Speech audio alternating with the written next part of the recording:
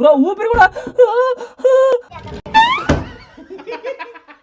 ఇప్పుడు నేనైతే ఏం చేయబోతున్నాను అంటే డైరెక్ట్గా వెళ్ళి దాంట్లో అయితే దాంకుంటాను అనమాట. ఇప్పుడు మన సన్నీ అయితే కెమెరామెన్ పడుకొని ఫోన్ పట్టుకుంటాడు. Like Afan bro hello prank చేయబోతున్నాం. ఎవరినంటే యాజ్ యూజువల్ గా మన గెస్ట్ ని. ఇప్పుడు నేనైతే లోపలికి వెళ్తాను. పాములు బట్టి వాడు పాము కాటికి పోయినట్టు నేను వేసిన ప్లాన్ నా మీదే రివర్స్ అయింది. అసలు ప్లాన్ ఏంటంటే దీపు స్నానానికి వెళ్ళినాడు అనమాట. తను బయటికి రాగానే కబోర్డ్ డోర్ దిగిన ఒక్కసారి ఎగిరి బయటికి దూకి దీపుని అయితే భయపెడదాం అనుకున్నా. కానీ వీళ్ళందరూ నా మీద నాకే రివర్స్ ప్లాన్ వేస్తున్నారు.